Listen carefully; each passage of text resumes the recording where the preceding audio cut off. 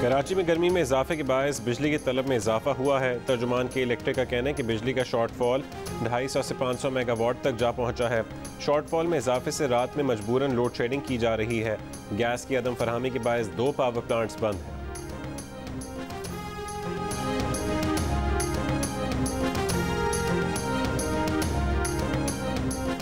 कहीं cable fault, कहीं load shedding, कहीं तकनीकी खराबी। कराची वालों के लिए बिजली की बंदिश के बहाने बहुत, हल कोई नहीं। बिजली बंदिश के खिलाफ कराची के कई इलाकों में मुजाहरे। माड़ीपुर रोड पर 26 घंटे बाद एहतजाज खत्म। कई बार मुश्तल अफराद और पुलिस का आमना सामना। पत्थराव, शेलिंग, हवाई फायरिंग। सड़क बंद होने से सैकड़ों ट्रक फंसे रहे। सदर, अबुल इस्फहानी रोड, मलीर, सऊदाबाद, लांडी और दाऊ चुरंगी समेत मुख्तलिफ इलाकों में लोग एहतजाजन सड़कों पर निकल आए। जलाओ, घेराव और रुकावटें खड़ी करके सड़कें ब्लॉक कर दी।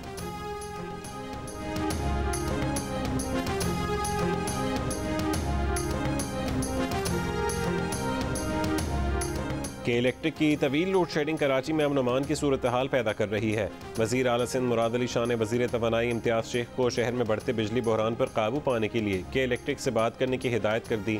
कहा कि अवाम कितनी तकलीफ बर्दाश्त करेंगे। के इलेक्ट्रिक अपने सिस्टम को दुरुस्त करे, शहर में बिजली के बहरान को फौरी ठीक किया जाए। वज़ीर तवानाई ने आज के इलेक्ट्रिक हुकाम का इजलास बुला लिया।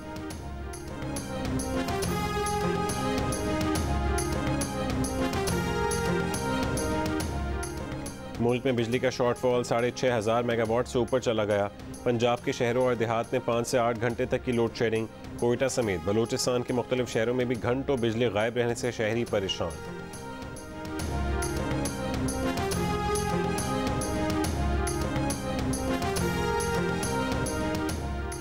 IMF से शराइत पर $2 अरब मिलेंगे, बोझ अवाम को ही उठाना होगा। वज़ीर आज़म शहबाज शरीफ का इस्लामाबाद में टर्न अराउंड पाकिस्तान कॉन्फ्रेंस से खिताब। कहा कि मुल्क की तकदीर बदलने के लिए चंद फैसले ऐसे करना होंगे जिन्हें कोई हुकूमत तब्दील ना कर सके। कौम को पसंद नापसंद से बालतर होकर मुल्क के लिए सोचना होगा। खुद इन्हिसारी ही हमारी मंजिल है। सुर्ख फीते को 1 महीने में ख़त्म करना है। परमिट माफिया, NOC माफिया को ख़त्म करने के लिए सिफारिशात दी जाएँ। इमरान खान ने कहा है कि इस हुकूमत से ना मईशत संभाली जा रही है और ना ही कीमतें कंट्रोल में हैं। हफ्ते को इस्लामाबाद और तमाम बड़े शहरों में हुकूमत के खिलाफ एहतजाज का ऐलान। कहा कि हमारे दौरे हुकूमत में ऐसी लोड शेडिंग नहीं थी, अब कैसे हो गई। हम पर भी दबाव था लेकिन हमने कीमतें नहीं बढ़ाईं। पंजाब के ज़िमनी इंतखाबात में धांधली की कोशिशें जारी हैं। लग रहा है कि हमजा शहबाज की अब हुकूमत नहीं रहेगी।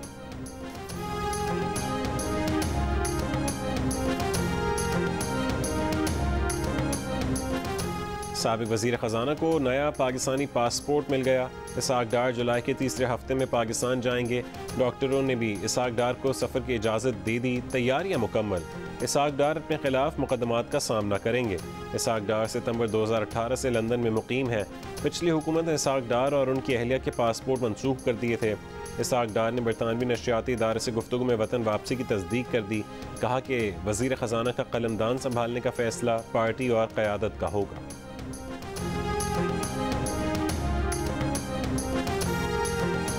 इस्लामाबाद में ग्रीन बेल्ट के ऊपर जजेस की हाउसिंग कॉलोनी बन गई। काबीना ने फैसला किया और जजेस को इस तरह से प्लॉट नहीं देने चाहिए। लॉ मिनिस्टर फरोग नसीम साहब ने इनकार ही कर दिया इम्प्लीमेंट करने से। उन्होंने कहा मैंने रोज अदालत में पेश होना है, मैं जजों के सामने कैसे पेश होऊंगा। सारे जज साहबान ने अपने ऑर्डर के तहत ही खुद को फुल पेंशन दिलवाई हुई है। पाकिस्तान में हाईएस्ट पेंशन है वो जजेस की है। तो इस्माइल साहब ताकतवर हलकों की बात करते हैं तो फिर जुर्रत करें जरा ताकतवर हलकों के ऊपर। और ये बात भी आपका सवाल सही होगा कि हमने क्यों नहीं किया। हमने भी इसीलिए नहीं किया। रहनुमा तहरीक इंसाफ फवाद चौधरी ने कहा है कि PTI दौर में काबीना ने जजेस को प्लॉट देने के खिलाफ फैसला किया लेकिन फरोग नसीम ने उस पर अमल दरामद से इनकार कर दिया। मिफ्ता इस्माइल को ताकतवर लोगों पर टैक्स लगाने का मशवरा दिया मगर खुद ये भी तस्लीम कर लिया कि हम डरते थे, इसीलिए अपनी हुकूमत के वक्त ऐसा ना कर सके।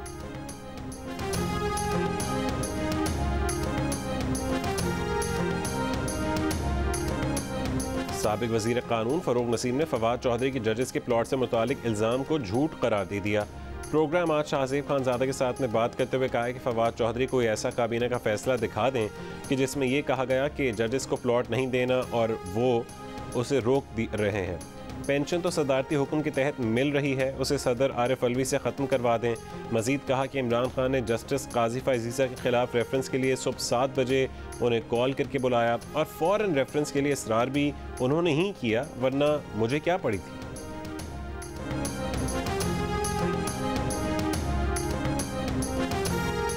हमजा शहबाज के बतौर वज़ीर आला पंजाब इंतखाब और हलफ के खिलाफ दरखास्तों पर समाअत आज फिर होगी। गुज़श्ता रोज़ अदालत ने कहा है कि वज़ीर आला का इलेक्शन 16 अप्रैल की पोजीशन पर दोबारा कराने का सोच रहे हैं। जो लोग 16 अप्रैल को रुकन असेंबली नहीं थे वो वोट नहीं डाल सकेंगे। इलेक्शन डिप्टी स्पीकर की निगरानी में ही होगा। दोबारा इलेक्शन के बाद भी अगर तहरीक इंसाफ ये समझे कि मखसूस नशिस्तों के अरकान के आने से मुस्लिम लीग नून के पास अक्सरियत नहीं रही तो वो तहरीक अदम एतमाद ला सकती है। एडवोकेट जनरल पंजाब ने वज़ीर आला को तमाम सूरत हाल से आगाह करने के लिए 1 दिन की मोहलत दी थी।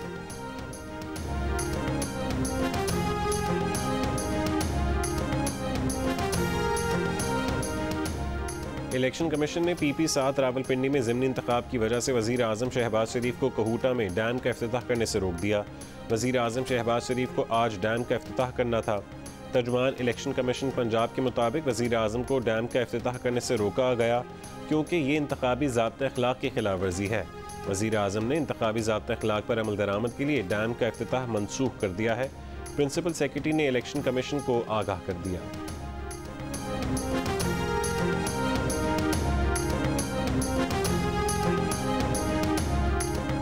सिंध हाई कोर्ट में 7 एडिशनल जजेस की तकर्री के लिए होने वाला जुडिशल कमीशन का इजलास कसरत राय से मौखर कर दिया गया।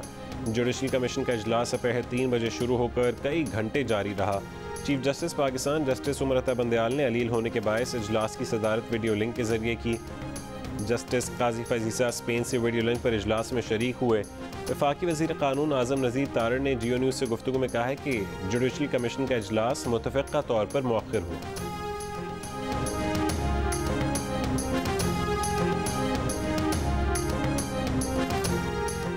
Army chief general Qamar Javed Bajwa से बरतानवी सिख फौजी वफ्द की मुलाकात। आर्मी चीफ ने कहा कि करतारपुर राहदारी मजहबी आज़ादी और हम आहंगी के लिए पाकिस्तान के गैर मुतज़लज़ल अज़्म का अमली इजहार है।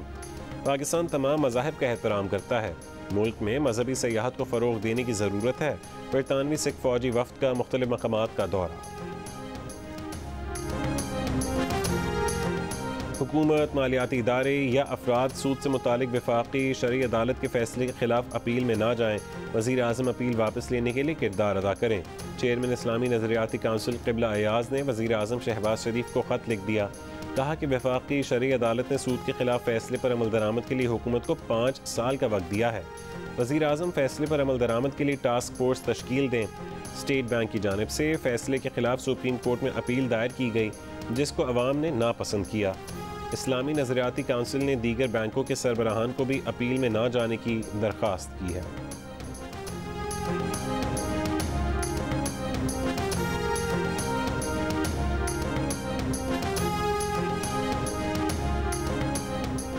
कराची में ज़मीनों और प्लॉट्स की गैर कानूनी खरीदो फरोख्त की तहकीकात में अहम पेशरफ्त। FIA ने सरकारी मुलाजमीन समेत 33 अफराद के खिलाफ मुकदमा दर्ज कर लिया।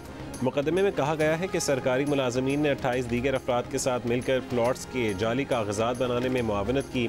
मजमूई तौर पर 123 प्लॉट जाली कागजात पर फ़रोख्त किए गए। बेशतर प्लॉट जाली असनाद पर स्कीम 33 गुलजार हिजरी में फ़रोख्त किए गए। FIA ने तहकीकाती रिपोर्ट और FIR अदालत में जमा करवा दी।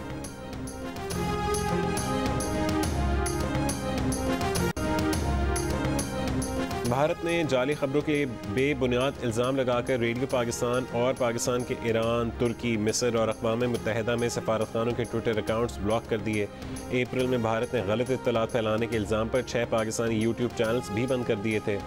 पाकिस्तानी दफ्तर ख़ारजा का भारत में पाकिस्तानी सरकारी ट्विटर अकाउंट्स मुअत्तली पर इजहार तशवीश। कहा कि सोशल मीडिया प्लेटफॉर्म्स को काबिल इत्तलाक़ बैनुल-अक़वामी उसूलों की पाबंदी करनी चाहिए। ट्विटर भारत में पाकिस्तानी अकाउंट्स तक सार्फिन की रसाई फौरी बहाल करे।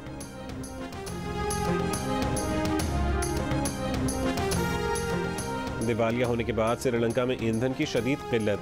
मुल्क में 10 जुलाई तक लॉकडाउन नाफिज कर दिया गया। पेट्रोल और डीजल की फराहमी बंद, सिर्फ इमरजेंसी शोबों को ईंधन फराहम होगा। श्रीलंका में स्कूल पहले से बंद हैं। सरकारी मुलाजमीन को घरों से काम करने की हिदायत। रियायत कीमत पर ईंधन हासिल करने के लिए श्रीलंकन हुकूमती वफ्द का कतर और रूस का दौरा।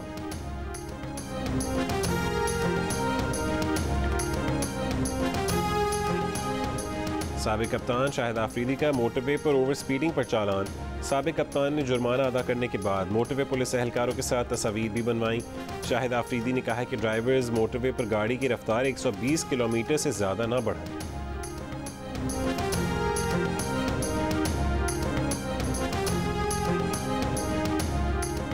मुल्क में 91% पाकिस्तानी ऐसे हैं जिनके घर का कोई शख्स बैरून मुल्क मुलाजमत नहीं करता। सिर्फ 9% घराने ऐसे हैं जिनके घर का कोई फ़र्द बैरून मुल्क काम करता है।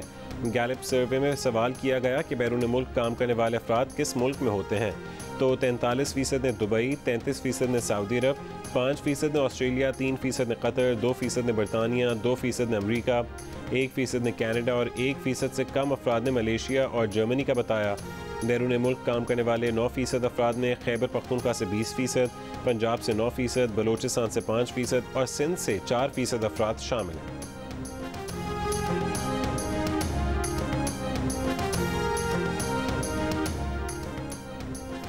अमरीकी रियासत टेक्सास में ट्रक से बरामद 50 लाशों की शनाख्त कर ली गई। खबर एजेंसी के मुताबिक ट्रक से बरामद 50 लाशों में से ज़्यादातर अफराद का ताल्लुक मैक्सिको और वस्ती अमरीका से था। ट्रक में मौजूद इंतहाई बीमार 16 अफराद अस्पताल मुंतकिल, 3 अफराद ज़ेर हिरासत। बरतानिया में मंकी पॉक्स केसेस की तादाद 1000 से बढ़ गई। गुज़िश्ता हफ्ते की निस्बत 166 केसेस का इजाफा हुआ। हुक्काम ने मजीद इजाफे का खदशा जाहिर कर दिया। रूसी फौज और दिफाई सनत की मदद का इल्ज़ाम। अमरीका ने चीन, रूस, उज़्बेकिस्तान, सिंगापुर समेत दीगर ममालिक की 36 कंपनियों को तिजारती ब्लैक लिस्ट में शामिल कर दिया। बरतानिया, UAE, सिंगापुर, उज़्बेकिस्तान और वियतनाम की कंपनियां भी शामिल। अमरीकी सेनेटर कोरी बुकर ने कहा है कि डॉक्टर आसिफ महमूद जैसी बेलौस शख्सियात को कांग्रेस का रुकन होना चाहिए। वो एक ऐसे डॉक्टर हैं जिन्होंने अपनी ज़िंदगी लोगों की खिदमत के लिए वक्फ की और ये वक्त है कि वोटर्स उन्हें कामयाब बनाकर कांग्रेस भेजें ताकि वो रियासत की बेहतर नुमाइंदगी कर सकें। कैलिफोर्निया में फंड रेजिंग डिनर से सेनेटर कोरी बुकर का खिताब। तकरीब में अमरीकी अवानी नुमाइंदगान की एशिया, बहरुल काहिल और मशरक़ वस्ता कमेटी के रुकन कांग्रेस मैन ब्रैड शेरमैन और हॉलीवुड स्टार्स की भी शिरकत।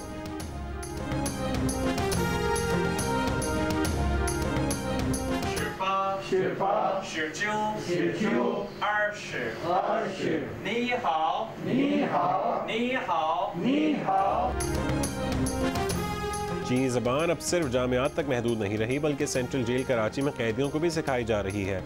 कैदियों का कहना है कि CPEC की वजह से पाकिस्तान में कई चीनी कंपनियां काम कर रही हैं और ये ऐन मुमकिन है कि कैद रिहाई के बाद जब वो अमली ज़िंदगी शुरू करेंगे तो चीनी ज़बान उनके लिए मज़ीद कारआमद साबित होगी।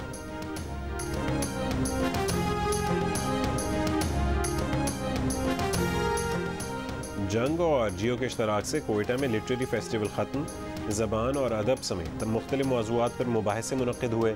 कुतुब मेला और फ़न मुसव्वरी की नुमाइश को शायकीन ने खूब सराहा।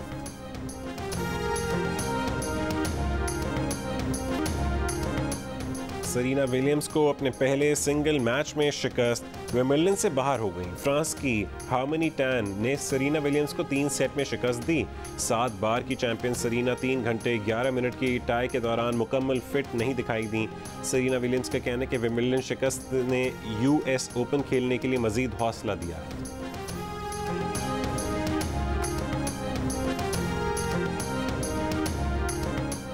और पाकिस्तानी निजात जापानी शहरी अकील बुखारी ने जापान में किक बॉक्सिंग का अहम टाइटल जीत लिया। K1 क्रश 138 टूर्नामेंट में 24 से ज़्यादा किक बॉक्सर की शिरकत। अकील बुखारी ने मकामी हरीफ ईटो शिरोमय को बासानी मात दी।